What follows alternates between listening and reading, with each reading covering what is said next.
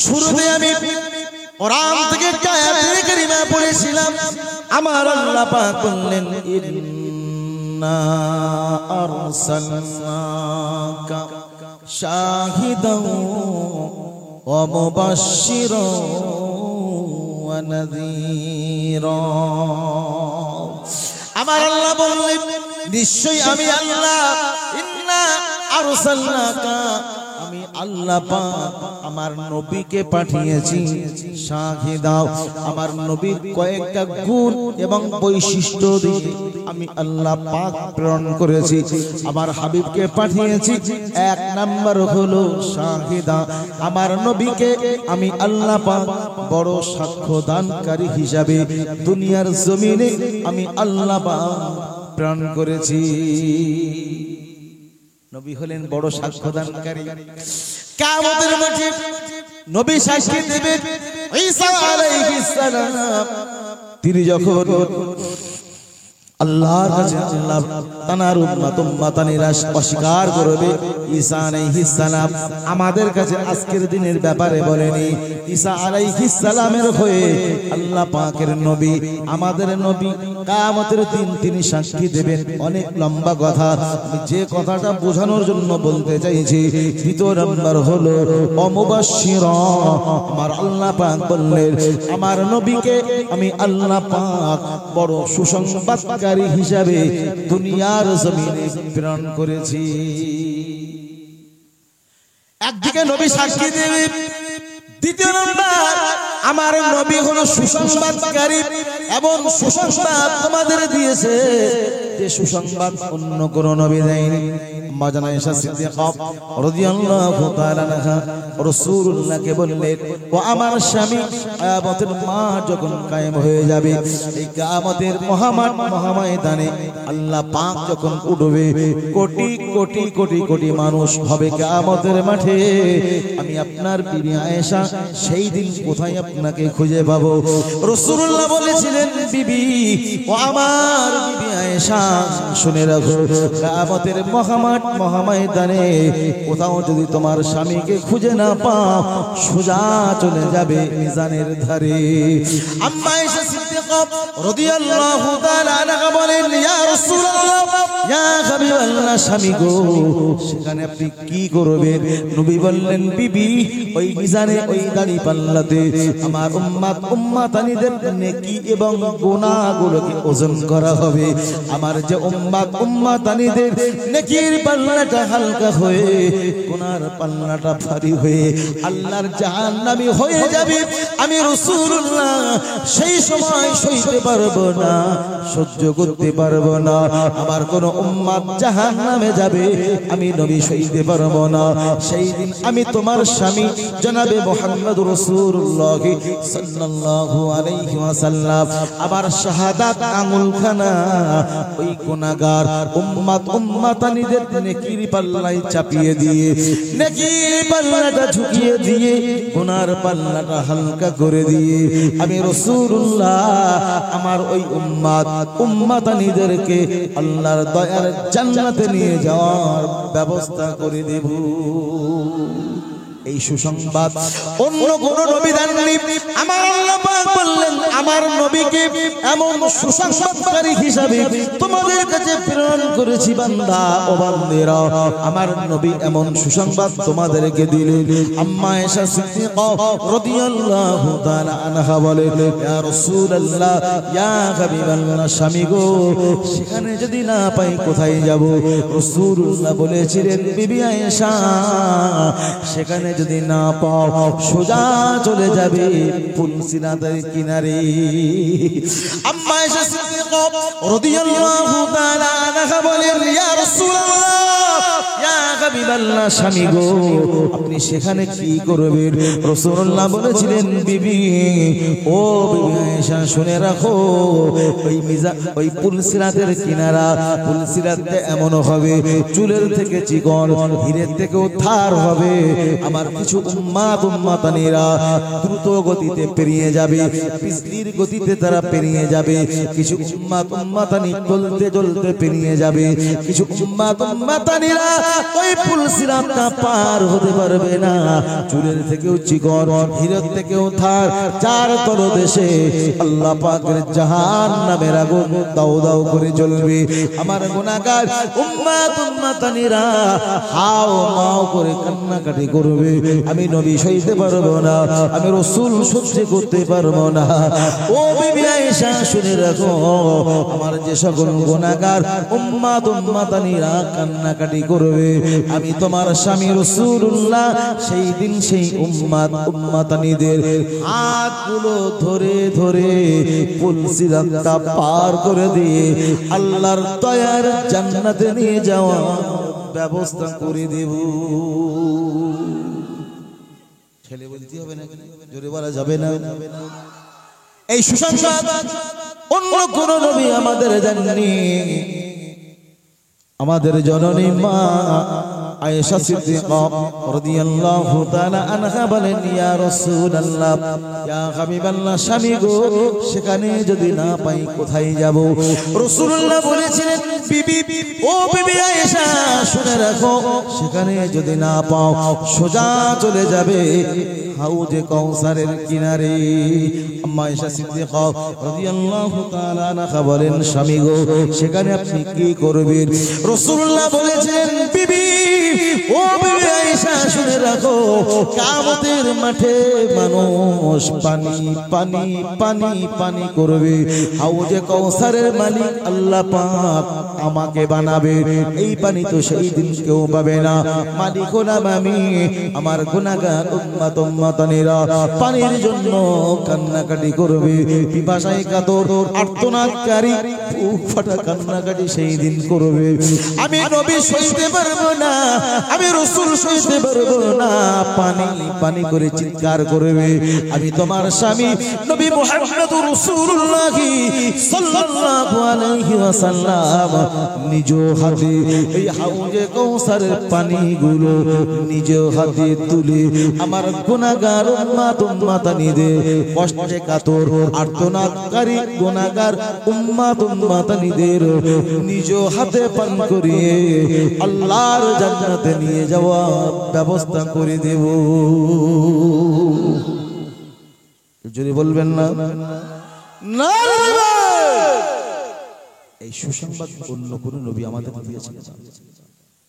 কথা বলে রাসূলুল্লাহর সুন্নাত, রাসূল আমাদের থিওরি দিয়ে গেলেন। রাসূলুল্লাহ বললেন, তিরমিজি শরীফের হাদিস, অন্যদিকে মন্দির হবে না, এদিকে তিরমিজি শরীফের হাদিস। রাসূলুল্লাহ বললেন, আমি তোমাদের নবী জনাবে মুহাম্মদ রাসূলুল্লাহ সাল্লাল্লাহু আলাইহি ওয়াসাল্লাম জানিয়ে দিলাম, তোমরা যখন বাড়িতে প্রবেশ করবে সালাম দেবে, সালাম যদি না দাও তোমার সঙ্গে শয়তান ঢুকবে। সালাম না দিলে জোরে বলেন, শয়তান প্রবেশ করবে ঘরের ভিতরে, তোমার সঙ্গে শয়তান ঢুকবে। তুমি যখন খেতে বসবে সেই সময় হাত দিয়ে তুমি খেতে বসবে, হাত যদি না ধো আর দোয়াটা যদি না পড়ো তোমার সঙ্গে শয়তান শরীক হয়ে যাবে। নবী বলেছেন তোমার সঙ্গে শয়তান শরীক হবে। আমার আব্বা জান ভাই জানেরা, অন্যদিকে নয় আমার দিকে ফিরুন। রাসূলুল্লাহ সাহাবায়ে কেরামদের নিয়ে খেতে বসেছে, হঠাৎ করে সাহাবায়ে কেরামেরা লক্ষ্য করে দেখলেন একটি যুবক খুব দ্রুত গতিতে দৌড়ে দৌড়ে এসে রাসূলুল্লাহকে বললেন, নবী গো, ক্ষুধা পেয়েছে, আমাকে খেতে দেন। নবী বললেন, বাবা আগে দুটো হাত ধো, দোয়া পড়ো, তারপরে তুমি খাদ্যে শামিল হবে। যুবকটা বললেন, নবী খুব ক্ষুধা পেয়েছে, আমাকে আগে খেতে দেন। নবী বললেন, যুবক যত সময় হাত না ধোবে, দোয়াটা না পড়বে, তত সময় তোমাকে খাদ্যে শামিল করাবো না। হাত ধোয়ানো হলো, দোয়া পড়ানো হলো, তারপরে খাদ্যে শামিল করানো হলো। আমার আপনার নবী জনাবে জনাবে মুহাম্মদ রাসূলুল্লাহ সাল্লাল্লাহু আলাইহি ওয়াসাল্লাম সাহাবীদের নিয়ে তিনি আবার খানা শুরু করেছেন। হঠাৎ করে লক্ষ্য করে দেখলেন ওই যুবকের মতো একজন বুড়ো মানুষ খুব দ্রুত গতিতে হনহন করে দৌড়ে এসে রাসূলুল্লাহকে বললেন, নবী গো, ক্ষুধা পেয়েছে, আমাকে খেতে দেন। নবী বললেন, বাবা আগে হাত ধোও, দোয়া পড়ো, তারপরে খাদ্যে শামিল হবে। বুড়ো মানুষটা বললেন, বাবা, ও বাবা মুহাম্মদ সাল্লাল্লাহু আলাইহি ওয়াসাল্লাম, বড় ক্ষুধা পেয়েছে বাবা, ক্ষুধার টাইমে খেতে দাও, খাদ্যে শামিল করাও। নবী বললেন, বাবা যত সময় হাত না ধোবে, দোয়াটা না পড়বে, তত সময় আমি নবী খাদ্যে শামিল করাবো না। হাত ধোয়ানো হলো, দোয়া পড়ানো হলো, তারপরে খাদ্যে শামিল করালেন। খাওয়া শেষ, সাহাবায়ে কেরামের রাসূলুল্লাহকে লক্ষ্য করে বললেন, ইয়া রাসূলুল্লাহ, ইয়া হাবিবাল্লাহ, হুজুর, এই যুবক এবং বৃদ্ধা বুড়ো মানুষকে খাদ্যে সেই শামিল করালেন, খেতে দিলেন, খাদ্যে শামিল করালেন, কেন বিলম্ব করালেন? খাওয়ার টান, ক্ষুধার টানে যদি খেতে দিতেন মনে তৃপ্তি পেত, কেন বিলম্ব করালেন? হাত ধোয়ালেন, দোয়া পড়ালেন। নবী বললেন, সাহাবারা, আমার সাহাবায়ে কেরামেরা, আমি তোমাদের নবী রাসূলুল্লাহ, তোমাদের নিয়ে যখন খেতে বসেছি, শয়তান সহ্য করতে পারে না।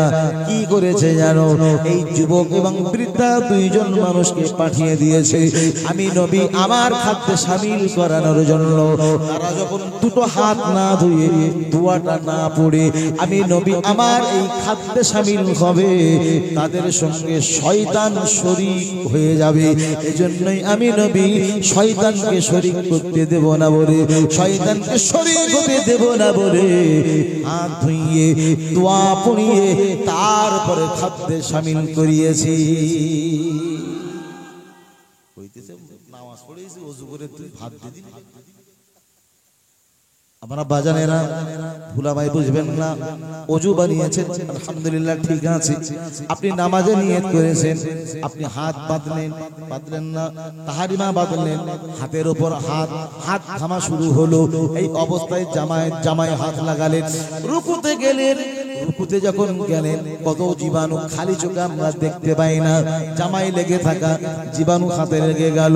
আমি আপনি যখন সিজদায় গেলাম, ওই মসজিদের মুসাল্লায় কত মুসল্লি পা দিয়ে চলে গেছে, তার পায়ে কত ধুলাবালি জীবাণু লেগে রয়েছে, সেখানে হাত দিয়ে নামাজ পড়লাম। আমার আপনার সালাম ফিরানো হয়ে গেল, দোয়া চাই না, বান্দা মান দাও, হাতি দাও, ঘোড়া দাও, ভেড়া দাও, অনেক দোয়া কান্নাকাটি করে হাত দোকান ধরে সুন্দর করে মুখে মলে দিলাম। এই হাতে লেগে গেল। খানা বাড়ি গিয়ে বলছে, ওযুর সময় হাত দিলাম, ভাত দিই, যন্ত্র বুঝে হাত ধোয়ারে দিদি। মানে আমাদের কোনো মানে পাপ বিচার কিচ্ছু নেই, পাট পরিষ্কার পরিচ্ছন্ন কিছু বুঝিনি। মাঠের থেকে এসে হাত ধোয়ানা, মুখ ধোয়ানা, পা ধোয়ানা, এইভাবে খাচ্ছে। কিন্তু আমাদের গায়ের কম যারা দেখবে, ওরা কোথা থেকে লাগে, পাটা ধরে মানে ধরছে পানি দিয়ে, পা হাত সুন্দর করে ধুয়ে সাবান টাবান দিয়ে তারপরে এবার আমাকে হাত ধুতে হয় না, কিছুই করা লাগে না, হলি খাতি হয় তাই খাই, আর সুতি হয় তাই কোনো সিস্টেম নেই। তা আমার না ওই যন্ত্র এরকম তো হবে, কোনো সিস্টেম নেই। বিবির কাছে থাকতে হয়, কোনো সিস্টেম জানি না। ও ছেলে বাপকে বাপ বলে ডাকে না, খেতে দেয় না, কারণ তো আছে না।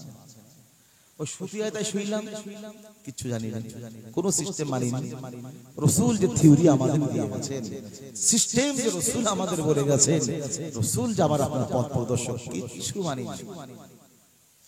রাসূল বললেন, হ্যাঁ আমার উম্মত উম্মতানিরা, আমি তোমাদের নবী জনাবে মুহাম্মদ রাসূলুল্লাহ সাল্লাল্লাহু আলাইহি ওয়াসাল্লাম জানিয়ে দিলাম, তুমি যখন খেলে হাত ধোবে, দোয়া পড়বে, তারপরে খাবে, খাওয়ার শেষে আলহামদুলিল্লাহ বলবে, আল্লাহ পাক তোমার হিসাব নেবে না। খানা খাওয়া শেষ হলো, এবারে তুমি যখন বাথরুমে যাবে, বাথরুম প্রয়োজন হয়েছে, নবী বললেন, প্রস্রাব পায়খানার সময় তোমরা বাম পার উপর ভর দিয়ে বসবে, বাম্পার উপরে ভর দিয়ে কেউ যদি বসে প্রস্রাব পায়খানা করে, আল্লাহ পাক তার কিডনি ভালো রাখবে, তার লিভার ভালো থাকবে, সুন্দর থাকবে, প্রস্রাব পায়খানা ক্লিয়ার হবে। বসতি হয় তাই বসি, কোনো জ্ঞান নেই, ঢুকতে হয় তাই ঢুকি। নবী বললেন যখন তুমি ঢুকবে আগে তুমি দোয়া পড়ো, আল্লাহুম্মা ইন্নী আউযু বিকা মিনাল খুবুসি ওয়াল খাবাইস। এই দোয়াটা পড়ো, কেননা নোংরা জায়গা মানুষের ছতর যখন আলগা হয়, শয়তান ওখান থেকে ধোঁকা দিতে শুরু করে। শয়তান যেন ধোঁকা দিতে না পারে, আগে শয়তান বন্ধ করো দোয়া চেয়ে, তারপরে তুমি কাজ সারো। কাজের চাপ ঢুকতে পারলি বাসে, মনে দরজা ভেঙে ঢোকে, লাথি মারতে পারলি বাসে, বেগ যা হয়েছে ওর মধ্যে কোন রকম ঢুকে ও দোয়া পড়ার কথা আর মনে থাকে। বাম্পার রাসূল বলেছেন বাম্পার উপরে ভর দিয়ে বসবে, তাহলে তোমার আজকে আমাদের যা গ্যাস আর গ্যাস পরিপূর্ণ হয়েছে মানুষ সিস্টেম। আমি একটা একটা করে ধাপে ধাপে যদি রাসূলুল্লাহ থিওরি গুলি বলি, সন্তান ভূমিষ্ঠ হওয়া থেকে নিয়ে রাসূল যে শিক্ষা আমাদের দিয়েছেন, তোমার সন্তানদের সঙ্গে কেমন ব্যবহার করবে, কিভাবে মানুষ করবে, বিয়ে হয়েছে বিয়েটা কিভাবে করবে, কোন পন্থায়, বিবির সঙ্গে কেমন সংসার করবে, কেমন জীবন যাপন করবে, পিতা মাতার সঙ্গে কেমন করবে, রাষ্ট্রীয় জীবন কিভাবে তুমি পরিচালনা করবে, সামাজিক জীবন কিভাবে পরিচালনা করবে, যুদ্ধের ময়দানে ভূমিকাটা তোমার কেমন হবে, এক একটা বিষয় যদি বলতে থাকি এইভাবে চলতেই থাকবে। পড়বেন, আমি বলেছি না রাসূলুল্লাহর সিরাতের উপরে, সিরাতে আর রাহিকুল মাখতুম, অন্তত বাংলা এই বইটা কিনে পড়বেন, অনেক গুরুত্বপূর্ণ কিতাব। মুসলমান কিতাব কেনে না, বই কেনে না, কেনে। আর এখন বই পড়ার টাইম নেই, টাইম আছে সময় পেলে ক্যারাম বোর্ড খেলতে যায়, লুডো খেলতে যায়, 16 গুটি খেলে, পাট খেলে, পড়ার টাইম। পড়তে বললে যত অঞ্জান পড়ে কেরা। আরে যদি আপনার ঘুম আসে না, বইটা মাথায় রেখে রাসূলুল্লাহর জীবনী যদি পড়তেন, রাসূল যে আমাদের মডেল, রাসূল যে আমাদের আদর্শ, এক পৃষ্ঠা করে প্রতিদিন যদি পড়েন, সপ্তাহে 7 পৃষ্ঠা, 7 পৃষ্ঠা পড়ে দেন, সপ্তাহে সব মনে থাকবে না। 7 পৃষ্ঠার মধ্যে যদি 5 লাইন মনে থাকে, সেই 5 লাইন যদি আমি আপনি কাজে লাগাতে পারি, এমন করে যদি সপ্তাহে 4 সপ্তাহ ধরেন 1 মাস 5 লাইন করে মনে হলো 4 5 20 লাইন যদি আমি আপনি মনে করে যদি রেখে আমল করতে পারি, জীবনে কাজে আসবে।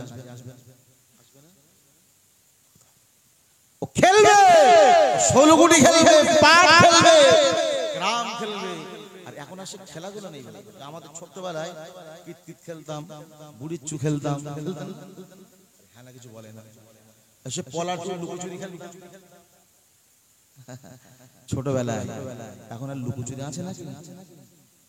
হ্যালো, কোথায়? খেলা চলছে মোবাইল আর গেম, মানে ধ্যানে মত্ত হয়ে গেছে।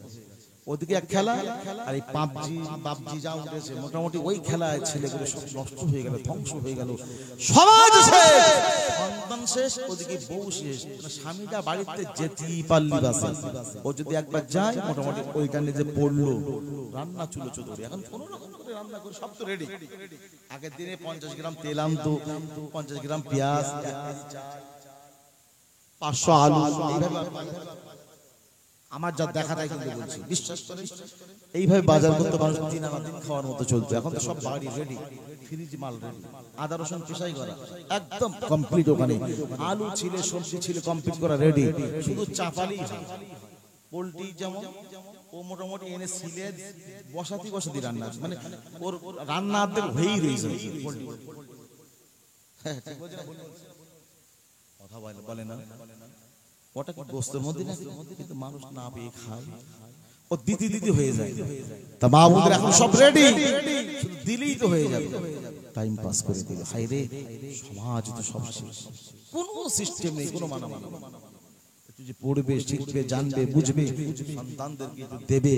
একজন মা পারে একজন সন্তানকে আল্লাহর ওলি বানাতে, একজন মা। রাসূল বলেছে মা যদি ভালো হয়, সন্তান সন্তানকে যখন পোশাকটা পরাবে, সন্তানের গালে যখন মায়ের স্তনটা দেবে, বাম স্তনটা আগে না দিয়ে ডান স্তনটা দেবে। রাসূল শিখিয়েছেন বিসমিল্লাহ বলে দেবে। মা ওই শিশু বাচ্চা বলতে পারে না, মা যদি না বলে শয়তান ওই তোমার সন্তানের সঙ্গে শরীক হয়ে দুধ পান করবে। রাসূল বলেছেন আগে ডান স্তনটা দেবে, বিসমিল্লাহ বলে দেবে, আল্লাহ সুস্থ রাখবে। আমার আপনার ছেলের সঙ্গে যদি মার সঙ্গে শয়তানও খায়, তো ও ছেলের কি রোগ ছাড়া? ওরে ঘন ঘন সপ্তাহে 7 দিন, সপ্তাহে 9 দিন ডাক্তারখানা নিয়ে যেতে, কোন সিস্টেম রাসূলুল্লাহর কোন থিওরি আমরা মেনে চলি না। সন্তানকে কিভাবে রাখবেন? রাসূল বলেছেন সন্তান ভূমিষ্ঠ হলে 7 দিনের দিন আকিকা করো, তার মাথা নেড়া করে দাও, তার সুন্দর নাম রাখো, নখ চুল কেটে দাও, চুল এবং নখের সমপরিমাণ হয় সোনা না হয় রূপা দান সদকা করে দাও।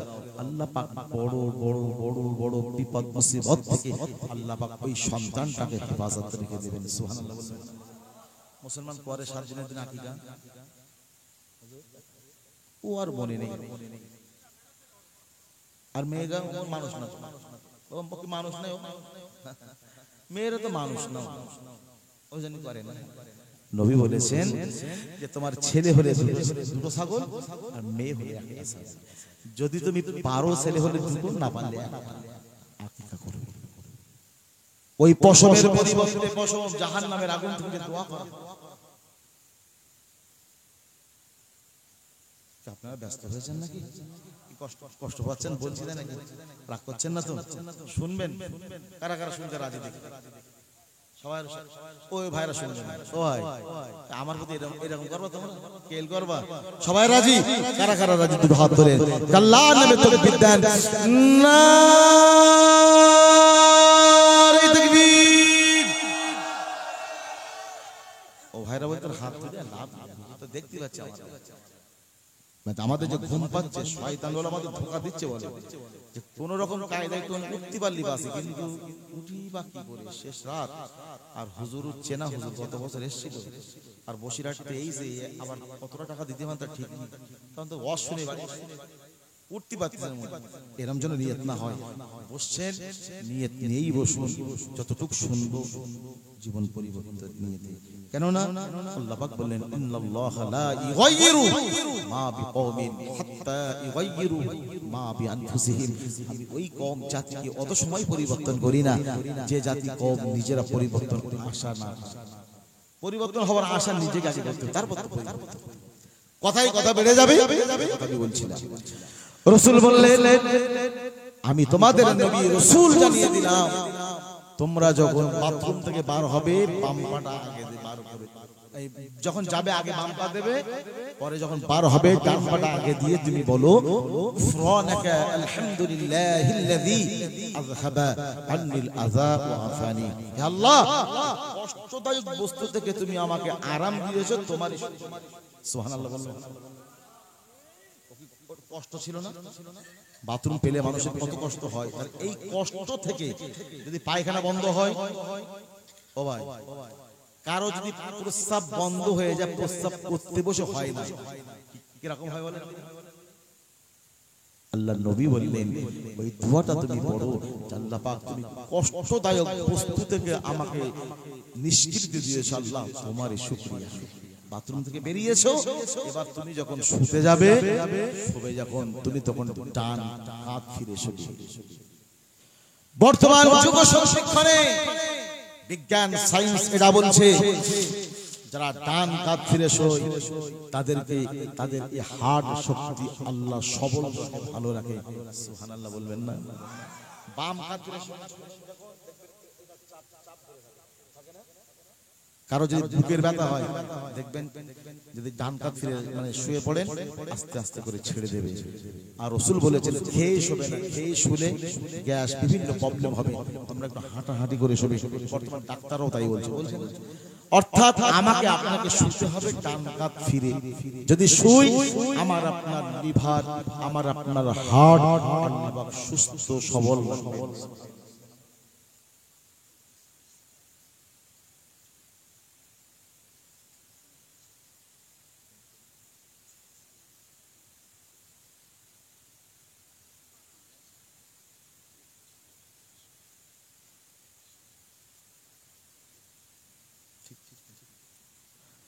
ভাইরা আমার, বন্ধুরা আমার, দেখতে দেখতে প্রায় আপনাদের কাছে কম বেশি 2 ঘন্টার মতো আলোচনা করছি। যাইব হুজুর কেবলা আসেন, যত সময় না আসেন আর 4 মিনিট বাকি আছে 2 ঘন্টা পূর্ণ হতে। তা যাইবা হোক, হুজুর কেবলা যত সময় না আসবেন তত সময় তো মজলিস চালাতে হবে না। আর এখন আমি শেষে আছি, আমার আর তো কেউ নেই, আমাকে এখন ছেড়ে দেবেন না? হুজুর না আসা পর্যন্ত খারাপ হোক আর ভালো হোক, এখন আপনার থাকতেই হবে, কোনো লাইন নাই। ভাই, রাসূল বলেছেন যখন শুতে যাবে ডান কাত ফিরে শো আর বলো আল্লাহুম্মা বিইসমিকা আমুতু ওয়া আহইয়া। আল্লাহ, তোমার নামের সঙ্গে শুয়ে পড়লাম, যদি মরে যাই তা তোমার নামের সঙ্গে মরে গেলাম, আর যদি ঘুম থেকে উঠি তোমার নামের সঙ্গে ঘুম থেকে উঠলাম। সুবহানাল্লাহ বলবেন না? রাসূল আমাদের শিখিয়েছেন দোয়া দরুদ কলমা কালাম পড়তে পড়তে তুমি শোবে। আজ আমার আপনার দাদা বাপ তারা যখন শোয়, ঘুমের সময় দোয়া পড়া তো দূরের কথা, ওযু করা তো দূরের কথা, দেখা যাচ্ছে দূর থেকে যেন ফাটা ধোঁয়া উঠতেছে। কি আবার দেখা যাচ্ছে বিড়ি যেটা না টেনতেছে না, লেপের মধ্যে গন্ধ। যারা বিড়ি খায় তারা লেপ গন্ধ, জামা দিয়ে গন্ধ, গাল দিয়ে গন্ধ, রুমাল দিয়ে গন্ধ, নাক দিয়ে গন্ধ, সব বালিশ পর্যন্ত গন্ধ। বউ থাকে কি আল্লাহ ভালো জানে, ও তো সংসার করছে, ও সব জায়গায় বিড়ি খেয়ে ওদের জামা, কম্বল, বালিশ, মানে যা আছে সব বিড়ি আর বিড়ি গন্ধ। তো চাচা ধোঁয়া উড়িয়ে দিচ্ছে একদম ফাটার মতো, বেন্ডেল কি বেন্ডেল নিয়ে বসতেছে। রমজান মাসে মসজিদ থেকে বেরিয়ে দেখতেছে একদিন কি ব্যাপার, এখন তো সব মুসল্লিতে এদিকে ফাটার মতো ধোঁয়া ওড়ে কেন? 4-5 জন দেখি মানে ইফতার করতে যাওয়ার সময় মাল অনেক গুজে অন্য জায়গায় রেখে মসজিদে নিয়ে যেতে পারে না, অন্য জায়গায় গুজে রেখে গেছে। মানে ওই যে সারাদিন নেশা, মসজিদ থেকে বেরিয়ে 4-5 জন একসঙ্গে চালাচ্ছে, টুপিটা খুলে মাথায় নিয়ে রেখে একসঙ্গে চালাচ্ছে, ফাটার মতো ধোঁয়া উঠতেছে। এই তো আমাদের কন্ডিশন। রাসূল বলেছেন তুমি যখন শোবে কাঁধ ফিরে তুমি শোবে, আল্লাহ পাক তোমাকে সুস্থ সবল রাখবে। আবার রাসূল বলেছেন যখন তুমি তোমার বিবির কাছে যাবে, আল্লাহ পাকের নবী বললেন একটা দোয়া তোমরা সেই সময় পড়বে, বিসমিল্লাহি আল্লাহুম্মা জান্নিবিনা শাইতানা ওয়া জান্নিবিনা শাইতানা মা রাযাকতানা। ওই তো হুজুর ওই জায়গায় কি আর বিসমিল্লাহ পড়ে না? কথা বুঝতে পারছেন নাকি? কখন বলি বলেন দিন? বিবির কাছে যখন যাবেন একেবারে একদম স্বামী স্ত্রী যখন এক জায়গায় হবে, রাসূল বলেছেন তার আগে এই দোয়াটা পড়ে তোমার বিবির কাছে যাবে। দোয়া যদি না পড়ে তুমি যাও, মনে রাখো তোমার বিবির সঙ্গে শয়তানও শরীক হবে। আচ্ছা, আপনার বিবির সঙ্গে আর একজন কেউ সম্পর্ক করুক আপনি চান? কেউ চায়? দেখতে পাই কি হয় বলেন দিনি? ভোতা দা হলো উইনে কোবাবো, দা ভোতা তাই উইতে তোর কোবাবো। আমার বোর কাছে তোমার সঙ্গে যদি শয়তান শরীক হলো, রাসূল বলেছেন, রাসূল কি মিথ্যা বলেছেন? রাসূল মিথ্যা বলেননি, রাসূল মিথ্যা বলেন না। রাসূল বলেছেন দোয়া না পড়ার কারণে তোমার সঙ্গে শয়তান যে শরীক হলো, ওই বিবির পেটে যে সন্তান হবে ওই সন্তান কত ভালো হবে।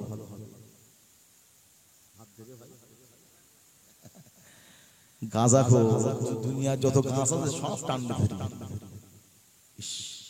আচ্ছা, বাপকে গালি দেয়, মাকে গালি দেয়, বাপকে খেতে দেয় না, মাকে খেতে দেয় না, কারণটা কি? আচ্ছা, তোমার পিছনের ব্যাগের সিডি কাছে যদি খুলে দেখো যে লাইনটা কি অবস্থায় ছিল, সন্তান কিভাবে তুমি জন্ম দিয়েছো, আজ সন্তানের এমন অবস্থা। আজ আমরা ঘুমিয়ে রয়েছি, স্বপ্ন দেখছি, কত রকম স্বপ্ন, মানে বাঘে নিয়ে যাচ্ছে, শিয়ালে তাড়া করছে, সাপে তাড়া করছে, তার মানে ওযু নেই, কলমা কালাম নেই, কিচ্ছু নেই। তোমার ঘুমটা যেন এমন হয় কালেমা শরীফ দরুদ শরীফ পড়তে পড়তে তুমি ঘুমিয়ে যাও, তোমার ধরনটা তোমার মানে এই মুহূর্তটা যেন ওই সময় যদি মউত হয়ে যায়, ঈমানের সঙ্গে যেন তোমার মউত হয় এবং আমলের সঙ্গে তোমার যেন মউত হয়ে যায়। কিন্তু আমরা ওই সময় কানে হেডফোন গুঁজে দিয়ে গান শুনতে শুনতে, সিনেমা দেখতে দেখতে, নাটক দেখতে দেখতে, অশ্লীল ছবি দেখতে দেখতে বর্তমান যুবক যুবতী যারা আজ ঘরের ছেলে মেয়ে যারা, বৌমা যারা, নতুন বৌমা যারা, আজ কন্ডিশন তাদের খুবই খারাপ। গান শুনতে শুনতে, উলঙ্গ ছবি দেখতে দেখতে তারা ঘুমাচ্ছে। ঘরে ঘরে এখন বাস করিনি, আল্লাহ শুকরিয়া আদায় করো। তুমি দেখো না, তোমার ছেলের মোবাইলটা চেক করে দেখো যে ওর লাইনটা কত খারাপ। চেক কোনদিন করিনি, চেক করে দেখেন ছেলের মোবাইলটা, মেয়ের মোবাইলটা চেক করে দেখেন। দেখলে আপনাদের বয়স হচ্ছে, বোঝেন না যে অ্যান্ড্রয়েড সেট এখন কি কন্ডিশন, কি নেই। যা চাইবেন পৃথিবী এখন হাতের মুঠার ভিতরে। মানুষ পাপে পাপে পাপে পাপে একদম বড়ি বড়ি হয়ে গেছে। আজ আমাদের যে ঘুমের ঘরে এ তাড়া করছে, সে তাড়া করছে, বাগিয়ে নিয়ে যাচ্ছে, ধরে নিয়ে যাচ্ছে। সাহাবায়ে কেরাম, একটি কথা বলি, মনে রাখুন, রাসূলুল্লাহর সাহাবী হযরত আলী রাদিয়াল্লাহু তাআলা আনহু তিনি বলেন, আমি ঘুমিয়ে রয়েছি, ঘুমের ঘরে আমি স্বপ্নে দেখছি রাসূলুল্লাহ মসজিদে নববীতে ফজরের আযান হলো, রাসূল নামাজ পড়াচ্ছেন। আমি নামাজ পড়তে গেলাম, নামাজে শরীক হলাম।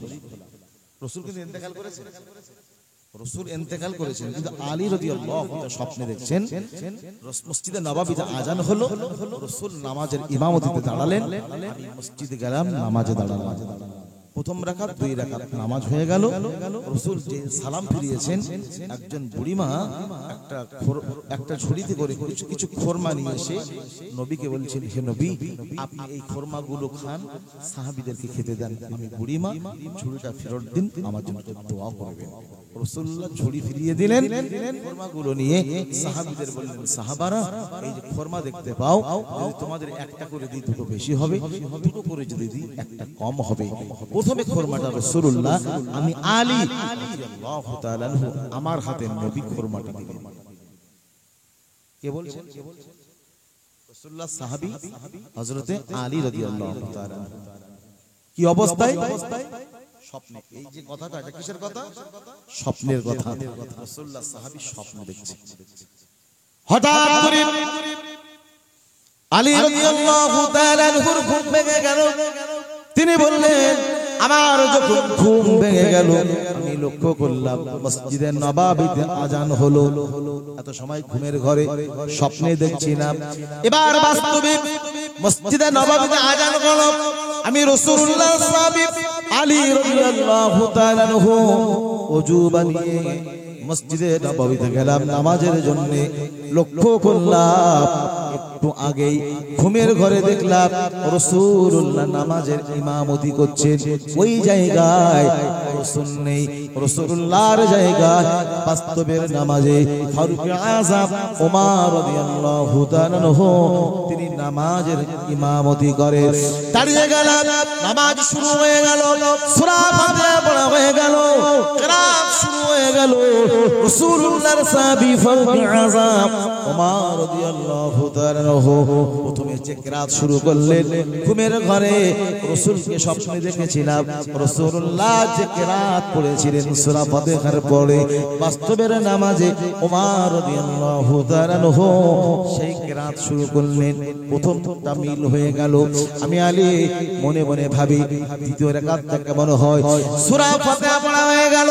আমি মনে মনে ভাবি, আজ বাস্তবের নামাজ ওমর রাদিয়াল্লাহু তাআলা আনহু নিজের থেকে কোন কিরাত পড়বেন। রাসূলুল্লাহ ঘুমের ঘরে যে নামাজ পড়েছিলাম ওই কিরাত পড়েছিল, ওই কিরাতটা ওমর তিনি পড়বে না অন্য কোন কিরাত পড়বে? আমি মনে চিন্তা ভাবনা করতে না করতে আমি লক্ষ্য করলাম রাসূলুল্লাহর সাহাবী ফারুক আযম ওমর রাদিয়াল্লাহু তাআলা আনহু বাস্তবের নামাজে দ্বিতীয় রাকাতে রাসূলুল্লাহ সূরা ফাতিহা পড়ে যে কিরাত পড়েছিলেন, বাস্তবের নামাজে ওমর রাদিয়াল্লাহু তাআলা আনহু সূরা ফাতিহার পরে সেই কিরাত শুরু করে দিলেন। রাসূল যতদূর পর্যন্ত পড়ে রুকু করেছিল, ওমর ততদূর পর্যন্ত পড়বে না তার থেকে বেশি পড়বে। লক্ষ্য করলাম রাসূলুল্লাহ যতদূর পর্যন্ত পড়ে রুকু করলেন বাস্তবের নামাজে, ওমর রাদিয়াল্লাহু তাআলা আনহু ততদূর পর্যন্ত পড়ে রুকু করলেন।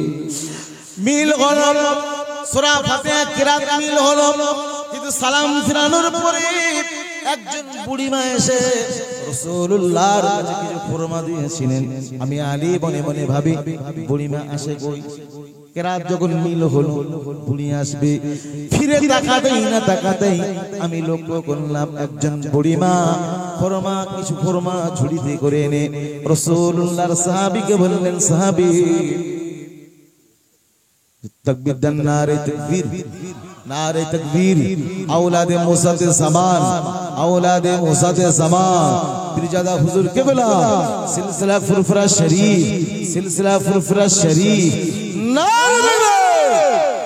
ভাইজান হুজুর এসেছেন, তিনি আপনাদের মাঝে আসবেন। হুজুর আসবেন, হুজুর আসার আগ পর্যন্ত আমি কথা বলবো। ব্যস্ত হচ্ছেন না? গজল বলবো? এই বুড়ো বয়সে আমাকে গজল বলবো? যেটা যেটা বলছে ওরা ছেলে মানুষ তো হবে না, ওরা বলতে পারে হবে ইনশাআল্লাহ, সব হবে ইনশাআল্লাহ, সব বাস্তবে নামাজি রাসূলুল্লাহর সাহাবী আলী রাদিয়াল্লাহু তাআলা আনহু বলেন, আমি লক্ষ্য করলাম বুড়িমা ঝুড়িতে করে খুরমা নিয়ে এসে রাসূলুল্লাহর সাহাবী ওমর রাদিয়াল্লাহু তাআলা আনহুকে বললেন, ও সাহাবী ওমর, এই খুরমাগুলো আমি বুড়িমা আমার গাছের খুরমা, এই খুরমাগুলো আপনি খান, রাসূলুল্লাহর সাহাবীদেরকে খেতে দেন, ঝুড়িটা আমাকে ফেরত দিন, আমার জন্য দোয়া করবেন। ঘুমের ঘরে রাসূলুল্লাহকে যেভাবে বুড়িমা দিয়ে কথা বলেছিলেন, বাস্তবের নামাজে আমি আলী লক্ষ্য করলাম বুড়িমা সেইভাবে খুরমা দিয়ে কথা বললেন। আমি আলী বললাম, ও রাসূলুল্লাহ সাহাবী ওমর, কেন তুমি বিলম্ব করো? নবী বলেছিলেন দুটো করে যদি দিই একটা কম হবে, একটা করে যদি দিই দুটো বেশি হবে। বলো বলো ওমর, সব যখন মিলে গেল বলো না কেন? বলতে না বলতে ওমর সাহাবীদের লক্ষ্য করে বললেন, রাসূলুল্লাহর সাহাবারা, তোমরা যে খুরমা দেখতে পাও, এই খুরমা যদি তোমাদের দুটো করে দিই একটা কম হয়ে যাবে, একটা করে যদি দিই দুটো বেশি হয়ে যাবে। রাসূলুল্লাহ সর্বপ্রথমে খুরমা আমি আলী আমার হাতে দিয়েছিলেন। ওমর কেন দেরি করো, আর হাতে খুরমা তুমি দাও। আমি লক্ষ্য করলাম রাসূলুল্লাহর সাহাবী ওমর রাদিয়াল্লাহু তাআলা ওই ঝুড়ি থেকে ওই খুরমা থেকে প্রথমে একটি খুরমা নিয়ে আমি আলী আমার হাতে দিয়ে দিলি। যদি বলবেন না সুবহানাল্লাহ। ঘুমের ঘরে নবী যখন আমি আলী রাদিয়াল্লাহু তাআলা আনহু আমার হাতে একটা খুরমা যখন নবী দিয়েছিলেন, খুরমাটা যখন খেয়েছিলাম, এত সুন্দর খুরমা জীবনে কোনোদিন খাইনি। মন চাইছিল রাসূলুল্লাহর কাছে আরেকটি খুরমা চাইতে পারেনি। সম্পর্কে আমি জামাই, নবী হলেন শ্বশুর, লজ্জায় মাথা হেট হয়ে গিয়েছিল, রাসূলুল্লাহর কাছে চাইতে পারেনি। কিন্তু বাস্তবে হযরত ওমর রাদিয়াল্লাহু তাআলা আনহু সম্পর্কে তো তিনি নানা শ্বশুর, চাইতে তো কোনো বাধা নাই। ওই খুরমা আমার হাতে যখন একটি খুরমা ওমর দিলেন, আমি আলী রাদিয়াল্লাহু তাআলা আনহু রাসূলুল্লাহর সাহাবী ওমর ফারুক রাদিয়াল্লাহু তাআলা আনহুকে লক্ষ্য করে বললাম, সাহাবী ওমর, ও রাসূলুল্লাহর সাহাবী ওমর, যে সুন্দর খুরমা আমাকে দিয়েছে, এত সুন্দর খুরমা জীবনে কোনোদিন খাইনি। এত সুন্দর খুরমা, ও নবীর সাহাবী ওমর, আরেকটি খুরমা যদি আমাকে দিতি। চাই না আমি আলী রাসূলুল্লাহর সাহাবীর কাছে আর একটি খুরমা চাই না। রাসূলুল্লাহর সাহাবী ফারুক আযম ওমর রাদিয়াল্লাহু তাআলা আমাকে লক্ষ্য করে বললেন, ও নবীর সাহাবী আলী, ঘুমের ঘরে রাসূলুল্লাহ যদি তোমার হাতে দুটো খুরমা দিত, নিশ্চিত করে আমি ওমর তোমার হাতে দুটো খুরমা দিতাম। জোরে বলবেন না? স্বপ্ন দেখেছিলেন কে? আলী রাদিয়াল্লাহু তাআলা আনহু। এই স্বপ্নের খবর ওমর তিনি জানলেন কি? দেখেছেন তো আলী রাদিয়াল্লাহু তাআলা ওমর বলছেন যে আলী রাসূল যদি তোমার হাতে দুটো খুরমা দিতেন তাহলে আমি ওমর তোমাকে দুটো খুরমা দিতাম। নবী তো দিয়েছিলেন ওমর রাদিয়াল্লাহু তিনিও বলছেন একটি খুরমা দিয়েছেন। নামাজ থেকে শুরু করে সবটাই মিল কি করে হলো। ওলামায়ে কেরামরা বলে আজ যারা মুমিন হবে আল্লাহ ওয়ালা যারা হবে তারা যে স্বপ্ন দেখেন তাদের স্বপ্নকে আল্লাহ পাক কখনো কখনো সত্য পরিণত করে দেন। তাদের কলবের সঙ্গে মুমিন যারা হয় আল্লাহ পাক অন্য মুমিনের কলবের সঙ্গে অ্যাডজাস্ট করে দেন। আল্লাহ পাক এই বিষয়গুলো তাদেরকে জানিয়ে দেন। আজ আমাদের ওযু নাই, কলেমা নাই, কিছুই নাই, গোসল নাই, পবিত্র নাই, দোয়া দরুদ নাই, ঘুমের ঘরে স্বপ্ন দেখি শয়তান তাড়ায়, বাঘ তাড়ায়, সাপ তাড়ায়। আমার আব্বাজান ভাইজানেরা অন্য মানুষ তো দূরের কথা, আমি আপনি ঘুমের ঘরে একই বেডে একই ঘরে স্বামী স্ত্রী এক বিছানায় ঘুমিয়ে রয়েছে।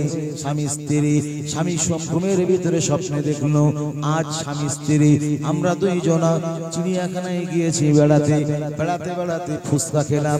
অনেকদিন ছেলে মেয়েরা থাকে, টাইম পাওয়া যায় না, আজ ফুচকা খেলাম, অনেক গল্প করলাম, বাঘ দেখলাম, হরিণ দেখলাম, অনেক কিছুই না দেখলাম।